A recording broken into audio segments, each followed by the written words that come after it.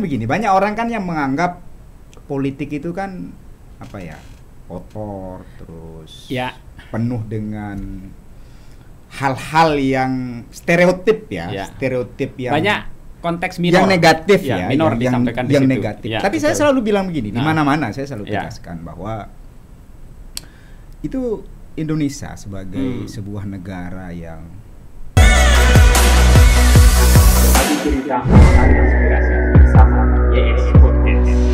Assalamualaikum warahmatullahi wabarakatuh. Kali ini saya kedatangan sahabat yang, ini sahabat yang sangat luar biasa nih, berkecimpung dalam dunia, memilih dunia politik nih. Hidupnya di dunia politik, masih muda, masih bajang, tapi dunia politik. Siapa dia? Ini dia. ya. Halo, Halo Bang Acip, apa kabar? Bang Yusron, baik, alhamdulillah sehat. Oke, yang penting itu dulu pertama. Ya harus sehat, harus apa namanya?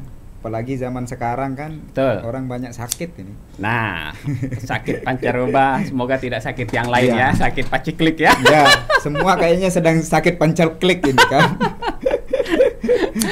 Oke, saya undang Bang Acip ini karena gini, banyak apa ya, seorang ini anak muda nih, jadi posisinya jarang yang bisa semudah ini bisa menduduki posisi sebagai sekretaris wilayah Partai Nasdem NTB. Ya. Ini Bang Acip nih, memang sih dunia masa lalunya saya sedikit tahu nih. dia banyak di parlemen jalanan ketika di kampus ini. Ya, jadi Bang Acip ini di Unhas ternyata dulu sering demo, kalau nggak bakar ban bukan Bang Acip. Enggak lah. Oke, Bang Acip, sedikit lah ini kita akan banyak membahas terkait dengan apa ya, semangat atau memotivasi anak-anak muda kita di NTB nih Bang Acip nih. Ya. Kita tahu dunia politik ini memang kejam kata orang kan. Ya. Tapi saya ingin tahu yang pertama nih, alasan Bang Acip bahkan pemilu tahun lalu sudah terjun langsung Ya. menjadi caleg. Nah, keputusan itu ini menurut saya memang muda ya, udah terjun totalitas seperti itu di dunia politik nih. Istiharohnya sejak kapan? Iya, saya justru merasa sudah Ah, ah. sudah terlalu tua untuk apa namanya, untuk masuk politik, maksud saya untuk memulai ya, memulai masuk politik itu. Seharusnya apa namanya, semua kalau misalnya ya punya giroh di politik itu seharusnya dimulai lebih awal gitu kan, supaya bisa belajar lebih banyak dan apa ya mengenal lah dunia politik secara lebih luas. Karena prinsipnya kan begini, banyak orang kan yang menganggap politik itu kan apa ya, kotor, terus penuh dengan hal-hal yang stereotip ya, stereotip yang banyak konteks minor, yang negatif ya, minor yang disampaikan di yang situ. negatif. Ya, tapi betul. saya selalu bilang begini, di mana-mana saya selalu tegaskan bahwa itu Indonesia sebagai sebuah negara yang konstitusional ya, negara hukum, negara itu hukum dan negara demokrasi. Itu menegaskan bahwa sesuatu yang legal, yang sah kita melakukan, bahkan satu-satunya jalan kita melakukan perjuangan politik itu yang melalui partai politik.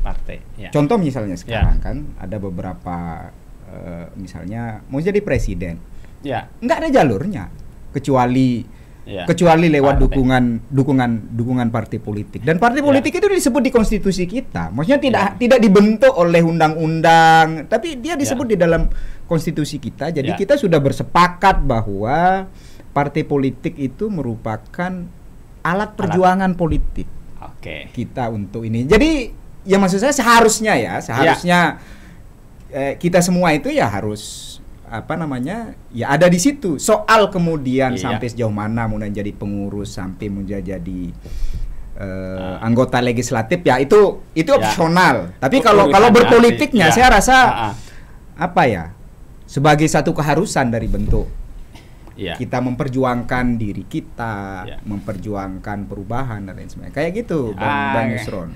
Jadi ingin berjuang, ingin membantu sesama. Ya ini kan apa ya, kita butuh kekuatan. Iya. Kita butuh alat. Iya. Ya. Dan Bang Acip memutuskan alatnya itu adalah dengan berada di dalam politik. Iya, karena ini kan sebenarnya kita sedang dalam konteks menuntut hak kita. Kan itu konteks perjuangan politik kan seperti itu kan. Pakat. Jadi ya. Kita kan negara kita di pemerintahan itu kan mengelola resource kan. Nah, bagaimana kita kemudian menuntut hak kita agar terdistribusi dia dengan baik. Tentu dalam konteks kan ada aturan mainnya kan. Betul. Jadi ada regulasi dan lain sebagainya. Betul. Kan. Nah, sehingga ada konteksnya ya sebenarnya itu yang harus disadari oleh publik, maksudnya kaum muda kan. Muda jadi nih. Ya.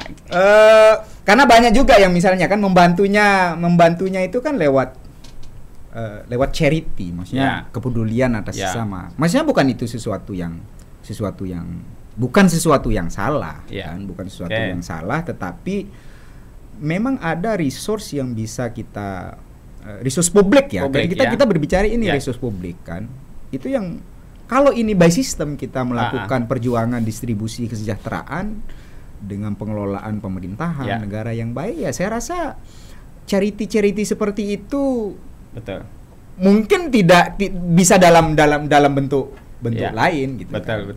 Jadi dalam konteksnya jadi sama saja lah kalau dari sisi itu. Oke, semuanya bentuk perjuangan. Sebentuk perjuangan. Ya, untuk saling membantu. Saling membantu kan.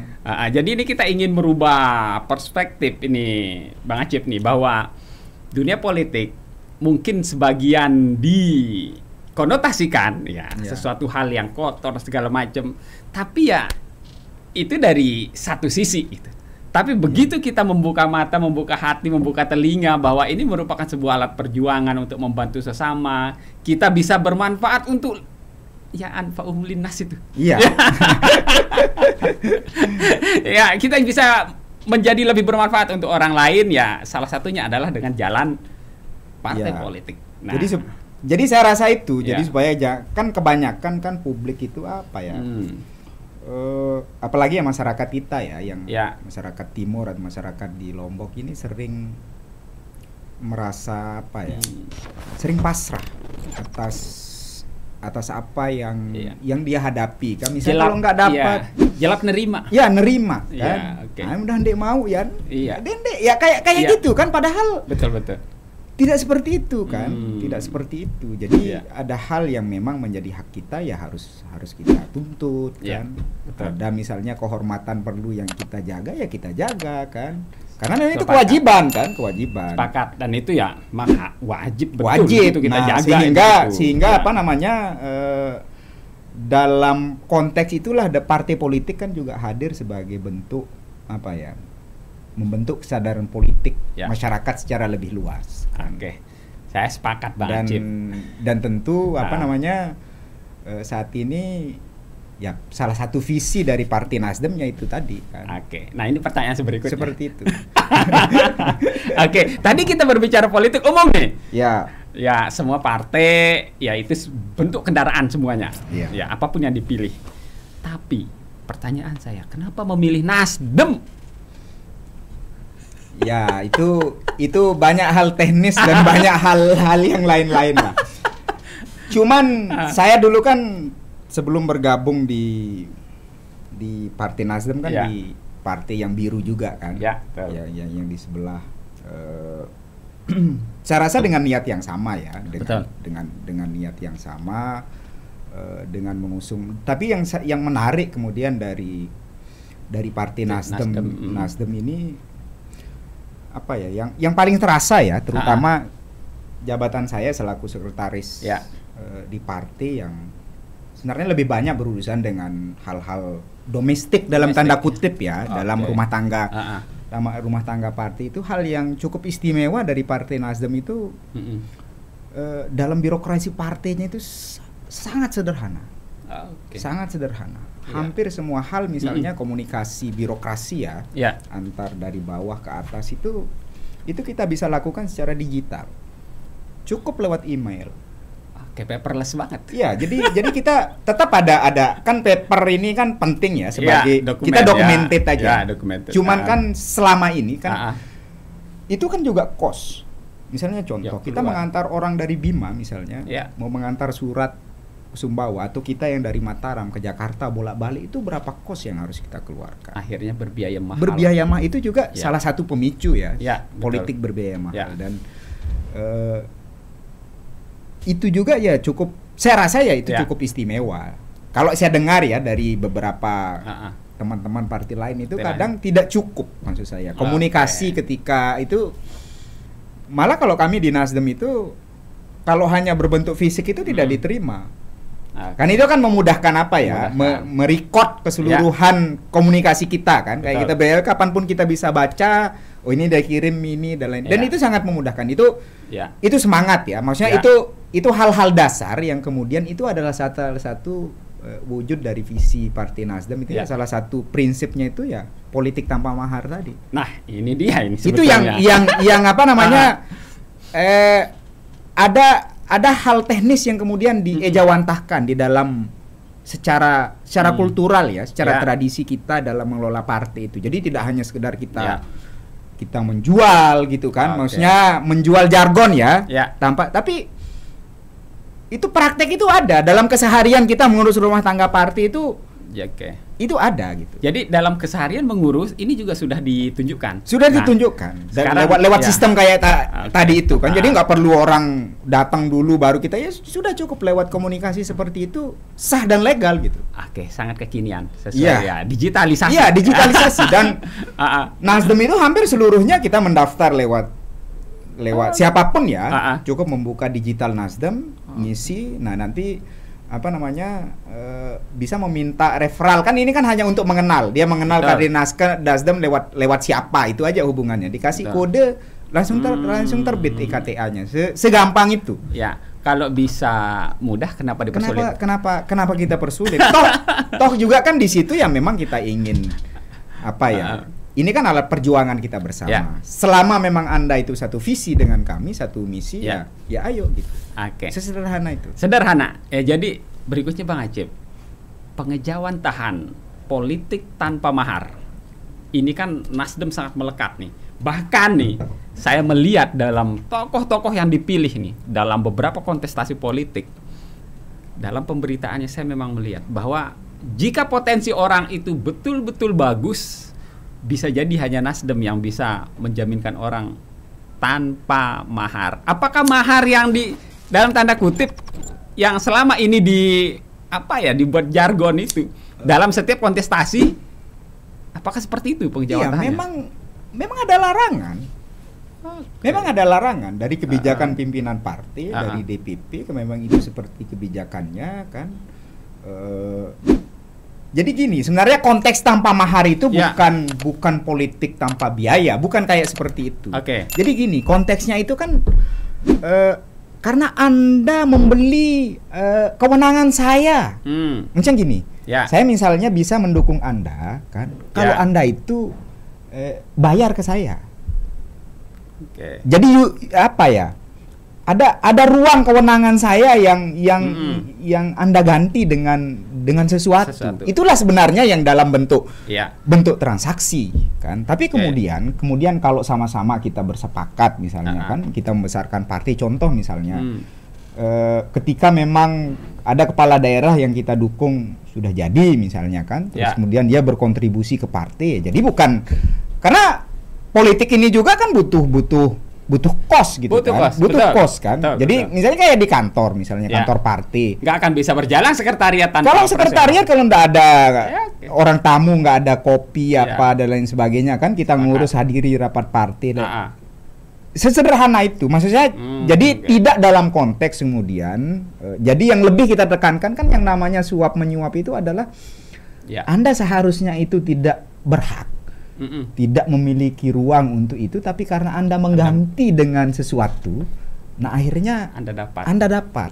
Jadi di situ semangatnya di situ. Jadi bukan kemudian bayangannya kan. Karena kalau misalnya sekarang mau jadi calon kepala daerah terus nggak bisa selenggarakan rapat, itu kan ya sama juga bohong. Jadi bukan seperti lebih semangatnya itu kita Anda memang kami dukung karena Anda punya punya kompetensi, punya kemampuan, punya idealisme yang kami nilai, dan ya tentu ada banyak faktor-faktor lain kan. Betul, jadi sifatnya akumulatif. Ya. Jadi si yang kita dukung itu dia memang tidak sedang membeli kita.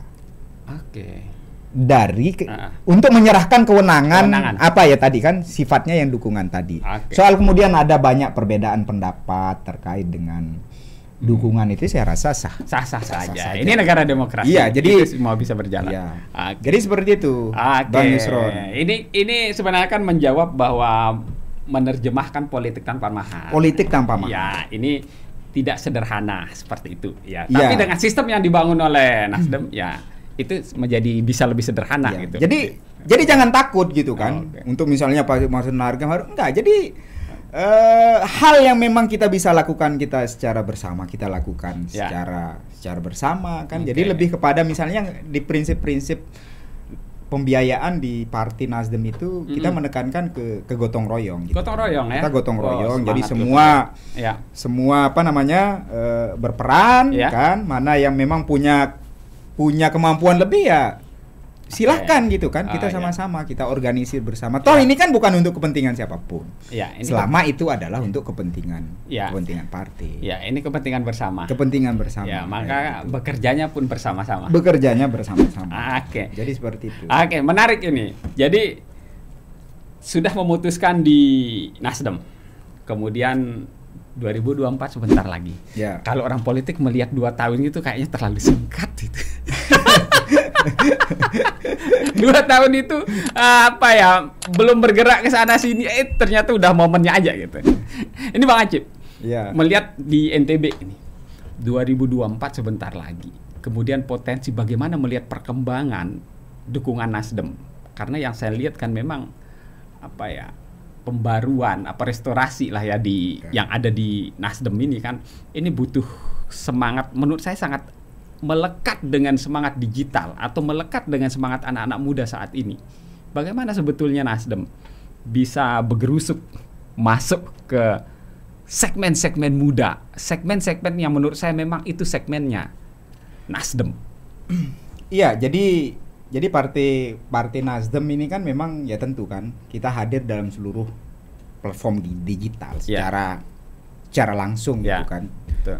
Jadi malah kalau misalnya KTA itu tidak ada yang tidak melalui proses digital gitu kan. Nah, jadi itu memang kita dengan semangat hampir semuanya, tidak hanya dalam hal-hal yang sifatnya teknis yang kayak seperti tadi, tapi memang kita ini dalam mencoba lebih mengedepankan kolaborasi. Itu yang menjadi jadi kakak ketua DPW yang ibu wakil gubernur saat ini itu dalam hal kita melakukan perjuangan politik itu yang paling ditekankan itu adalah bagaimana kita kolaborasi antar semua pihak. Jadi jangan yang kita lebih bicarakan itu perbedaan kita, tapi apa aspek-aspek yang bisa kita kolaborasikan. Anda misalnya punya potensi apa, kita punya potensi apa, jadi itu yang coba kita satukan. Itu yang kita tawarkan saat ini kepada seluruh pihak lah kan, pihak dari kalangan muda ini. Jadi mengedepankan hal-hal yang bisa kita kolaborasikan dalam seluruh hal. Dalam program pemerintah, maupun dalam program-program yang lain yang hendak kita ini, sehingga kita membuka kesempatan seluas-luasnya untuk bergabung dengan Partai Nasdem. Kalau Anda mau berkolaborasi untuk mewujudkan satu, ya Partai Nasdem lah tempatnya gitu. Jadi jangan menganggap wah ini sebagai tempat semata-mata hanya sebagai tempat kompetisi. Saya rasa tidak seperti itu. Jadi kita juga ingin semangatnya itu di kompetisi dalam politik itu tentu ada. Pasti kan? Ada. Jadi ada kompetisi. Tapi hal-hal yang kita bisa kolaborasikan, kenapa enggak gitu kan? Betul. Karena tidak seluruh wajah dari hal ruang-ruang kita itu adalah ruang kompetisi.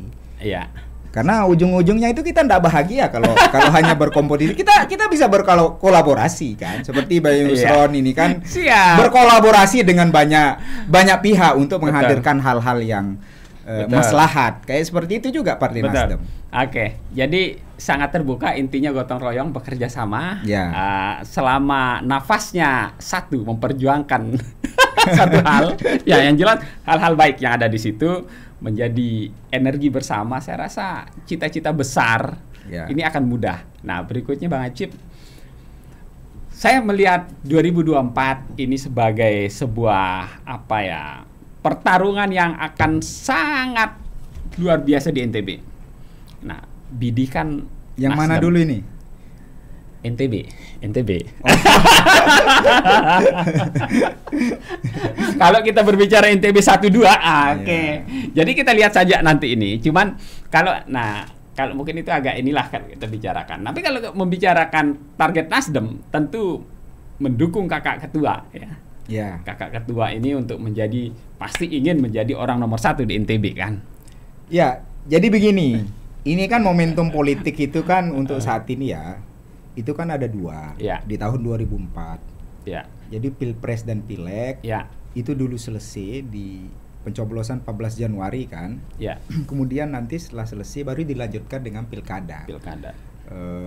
Sekitar bulan November kalau tidak salah di PKPU yang sudah ada mengenai tahapan di tahun 2004. Pilkada digabung dengan Pilpres apa pisah? Enggak, dia terpisah. Jadi dia Pilpres sama Pileg itu digabung. Februari 2024. Pilkada itu November 2024. Jadi rentangnya cukup panjang. Betul. Sehingga kursi yang dipakai untuk mendaftar ketika Pilkada nanti adalah hasil pemilu dari 2024. Enggak, 2024. Oke. Jadi saat ini seluruh energi konsentrasi dari Partai Nasdem itu kita sedang fokus untuk memenangkan Pileg dan Pilpres. Pertama Pileg dulu nih, yang menjadi tugas dari ini kan. Jadi itu dulu yang yang sedang kita banyak bincangkan karena ini dulu. Karena setelah ini lewatlah baru kemudian kita banyak akan mulai konsentrasi terkait dengan pilkada. Nah, sehingga Nasdem saat ini hal-hal yang banyak sedang kita bincangkan itu adalah bagaimana persiapan menuju kita Pileg, karena ingin kita target Partai Nasdem itu menjadi pimpinan dewan di seluruh level di NTB. Di seluruh daerah. Karena itu setelah itu kita bisa berdiskusi tentang banyak hal, itu menunjukkan kekuatan kita. Dan itu bisa menjadi lebih mudah. Ya tentu kan. Jadi kita tidak bukan menghindar. Ya memang belum saatnya kita bincangkan. Memang ada momentum yang tidak kalah penting. Ini masa depan partai juga kan. Kalau berlanjutan partai terkait dengan hasil pemilu, itu yang sedang kita persiapkan. Apalagi saat ini kan sedang proses verifikasi administrasi di pengisian sipol dan lain sebagainya. Jadi ini sedang berlangsung ya proses. Sedang berlangsung sampai tanggal 14 itu pengisian sistem informasi politik kan. Ya meskipun sederhana kan karena Nasdem itu sudah lulus parliamentary threshold, jadi tidak melalui proses verifikasi dari faktual. Dia hanya verifikasi administrasi. Jadi kita hanya main di sistem informasi KPU saja. Jadi bisa lebih konsentrasi mempersiapkan. Kita konsentrasi mempersiapkan itu dulu. Jadi itu yang coba karena kita harus menang. Nasdem kita optimis menang. Menang di seluruh level. Di seluruh level NTB, di NTB, di kabupaten maupun ini karena ini bukan target yang saya rasa tanpa dasar gitu. Hitungannya udah matang nih Bang Acip. Ya, saya rasa Nasdem nggak perlu nunggu Februari sebenarnya kan. Mantap. Bulan depan aja sudah siap tarung untuk Pileg. Luar biasa. Nah, jadi ketika di seluruh lini provinsi, kabupaten, Nasdem ini target 1. Nah, berarti disitulah letak ketika berbicara NTB 1, NTB 2 bisa menjadi bargaining position yang cukup kuat Bang Acip. Ya silahkan dinilai dan dibincangkan oleh publik mengenai itu. Jadi Partai Nasdem saat ini fokus di pertarungan legislatif dan Pilpres. Kita tunggu siapa yang dicalonkan oleh partai. Karena kemarin kan untuk Pilpres sendiri kan kami dari DPW Partai Nasdem mengusulkan Tuan Guru Bajang. Ya, dia kan beliau ini salah satu putra daerah. Tidak seluruh daerah punya tokoh yang layak untuk ditarungkan di level nasional. Betul. Kami juga ada ini aspirasi.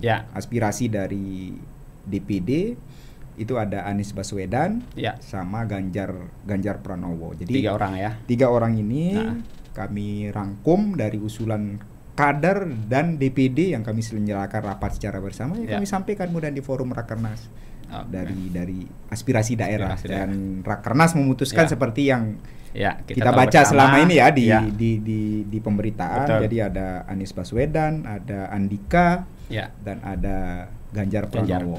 Ya, 3 orang itu. 3 orang itu ya. Kita masih nunggu nih karena prosesnya kan juga masih cukup lama. Ya, masih cukup lama. Dan betul. Jadi ketika energi dipusatkan di legislatif, maka berikutnya itu jadi senjata perangnya ini bisa lebih sempurna, bisa lebih kuat ini Bang Hajib. Iya. Nah, tadi udah berbicara target, bahwa targetnya adalah memenangkan di seluruh level di NTB, bahwa Nasdem bisa menjadi yang terdepan, nomor 1 targetnya ya. Nah, Bang Hajib, kalau melihat realitas politiknya atau melihat realitas basis dukungan Nasdem saat ini, memang betul-betul sudah yakin Nasdem pasang target seperti itu? Iya, kan kalau dalam kan bicara elektoral kan, itu elektoral ini kan ada banyak faktor kan. Ya. Satu misalnya faktor yang dari sisi internal kami nih, secara organik kami lengkap secara struktur di seluruh tingkatan. Ya tentu memang belum sempurna, kan? Ada beberapa bolong-bolong yang struktur sampai tingkat desa itu target kami bisa sempurnakan secara secara bertahap, kan? Secara gradual dalam jangka waktu yang tidak tempo yang tidak terlalu lama lah. Jadi itu secara mesin politik organik kita sudah ready. Gitu kan, di masing-masing semua desa kita sudah punya ada target semua desa berapa pasukan yang harus ada, itu yang kedua. Terus yang tentu juga yang tidak kalah ya seperti tadi, Partai Nasdem saat ini yang menjadi partai yang terbuka dengan prinsip-prinsip yang seperti yang saya ungkapkan di awal kita ini tanpa mahar, kemudian kita berpolitik kolaboratif kan, jadi kita gotong royong dan lain sebagainya kan. Kemudian yang tidak kalah tentu juga ketua kami, kakak ketua DPW Dr. Hajah Siti Rohmi Jalilah yang saat ini wakil gubernur, ya tentu juga memiliki magnet yang cukup terkait dengan sebagai salah satu aspek dari ini. Ada juga kan tokoh-tokoh misalnya kayak Lombok Barat. Ada Pak Kakak Bupati Lombok Barat, Fauzan Khalid kan, yang menjadi ketua Dewan Pakar. Ketua Dewan Pakar wilayah dari Partai Nasdem. Ada juga Haji Muhammad Samsul Lutfi yang saat ini adalah anggota DPR RI. Di Lombok Timur juga ada Kakak Wakil Bupati Haji Rumaksi. Kan. Di Sumbawa Barat juga ada, terus di Dompu juga Bupati Dompu kan. Nah, begitu juga anggota-anggota fraksi yang lain dan ketua-ketua partai di tingkat kabupaten yang saya rasa juga meskipun ada yang bukan kepala daerah, bukan anggota legislatif, tapi tentu juga memiliki kelebihan-kelebihan dari sisi elektoral yang intinya kami siap menghadapi pertarungan itu. Iya, tentu perhitungannya sudah matang nih teman-teman semua. Kalau kalkulatornya ini udah menghitung dengan cukup baik sehingga seluruh potensi nanti betul-betul bisa dimaksimalkan. Mudah-mudahan dukungan Bang Yusron sama semua pemirsa YouTube di Yes Podcast. Yes Podcast ini juga kita berharap Bang Hajib seluruh tokoh-tokoh politik kita silakan kami persilahkan duduk di sini, mari memberikan ide-idenya apa yang kira-kira nanti akan bisa diberikan kepada masyarakat kita. Yes Podcast terbuka. Jadi bukan hanya untuk satu dua golongan tertentu, tidak. Bang Iju pun pernah duduk di sini menyampaikan apa yang gapai-gapain sebagai ketua DPW Demokrat gitu ya. Jadi silahkan. Nah ini kita betul kata Bang Acip bahwa kerja kolaboratif, gotong royong, saya rasa di seluruh lini ya memang harus sejak dini kita coba terapkan Bang Acip. Jadi kan kita juga ingin wajah, apalagi ya di NTB saat ini ya, kalau kita lihat wajah-wajah tokoh politiknya itu tinggal beberapa saja yang masih belum.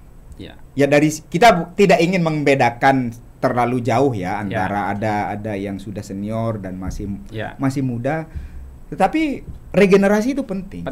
Kan? Regenerasi itu sangat penting. Nah sehingga di Nasdem itu juga seperti itu, ada proses regenerasi kan wajah secara umum di NTB, sehingga ya forum-forum seperti apa yang diselenggarakan yang dibuat sama Bang Yusroni ya tentu sangat luar biasa sebagai ruang kita ya, saya selaku politisi, begitu juga yang lain kan, untuk mengungkapkan hal-hal yang mungkin tidak sampai kan terkait dengan apa memang yang perlu kita sampaikan, kayak tadi seperti Bang Yusron ini kan mirip Nasdem prinsipnya kan, YS Podcast ini jadi kolaborasi. Jadi kita juga siapapun yang hadir kan ya kami persilahkan ya tentu dengan hal-hal yang ya kita punya kesamaan visi misi dan lain sebagainya. Kita tidak semua hal berbeda, pasti ada hal yang sama. Ya, mari kita cari persamaannya. Nah, kemudian nanti kita saling bersaing di arena politik kan itu hal yang lain lagi. Itu ruang berbeda itu.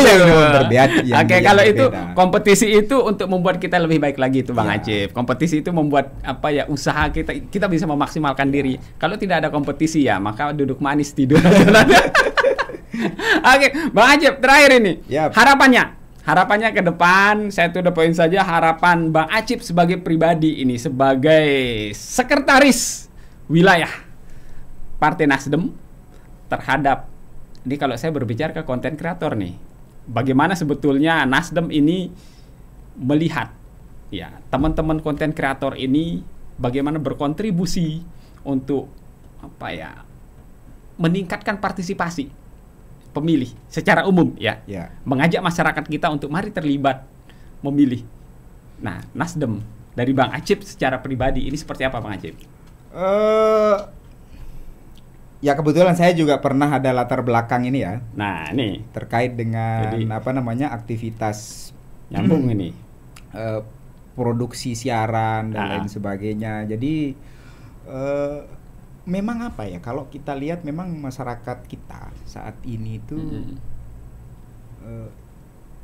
terkait dengan hal-hal industri kreatif tentunya itu memang masih belum kalau kita katakanlah misalnya ini adalah tanaman-tanaman kecil. Nah, jadi tanahnya itu masih belum subur. Bisa membesarkan maksudnya tanaman-tanaman itu. Itu memang yang kita itu tantangan. Tantangan yang kita hadapi tantangan bersama ini. Jadi semua di industri kreatif, tidak hanya di konten kreator, tapi memang tidak seperti daerah-daerah lain. Ada beberapa misalnya kota-kota yang memang sudah industri kreatifnya itu sudah sangat luar biasa gitu kan, sehingga itu bisa jadi produksi ide itu resiprokal ya kayak dia terus saling sambung gitu kan, saling saut menyaut antar satu sama yang lain kan. Itulah ekosistem yang sebetulnya. Itu ekosistem yang sebenarnya itu akhirnya membuat kita bisa besar, dan ini sebenarnya dibutuhkan juga oleh partai politik, oleh politisi gitu kan, lewat kita misalnya konten-konten kampanye misalnya kan. Contoh gini kan kalau misalnya kita lihat beberapa, terutama ya yang paling luar biasa itu kalau iklan itu kan rokok. Itu spektakuler membuatnya. Karena ada larangan. Betul. Dia kan dilarang untuk mengiklankan rokok. Tapi iklan rokok itu adalah salah satu iklan yang tetap paling banyak. Betul. Nah, bagaimana kemudian tantangan ya? Ini Tapi itu berhasil maksud saya. Kan kayak kita perokok, saya perokok aja, ya mungkin nggak bisa dilarang ngerokok. Kau juga nggak takut melihat rokok membunuhmu? Nah iya. Maksud saya ya, ini bukan penganjuran untuk apa namanya ngerokok. Betul. Cuma segini, tantangan yang misalnya nih ya, kalau saya ini saya tantang nih sama seluruh kreator apa namanya industri yang ada industri kreatif ya, yang ada di NTB itu adalah bagaimana kemudian misalnya kalau kami politik yang paling baik menurut saya adalah bisa enggak menghadirkan kita misalnya ide-ide kampanye politik kan kayak tadi tanpa harus bilang coblos si A, coblos si B, nomor 1, nomor 2, menarik ini. Dan lain sebagainya. Karena coba misalnya karena misalnya di dalam rokok tertentu dia tidak nyebut merek, tapi kita tahu dia maksudnya apa, tujuannya apa dan lain sebagainya. Dia nggak pernah mengajak merokok. Dia nggak pernah mengajak kita merokok. Iya. Nah maksud saya ini tantangan Jadi rokok aja bisa.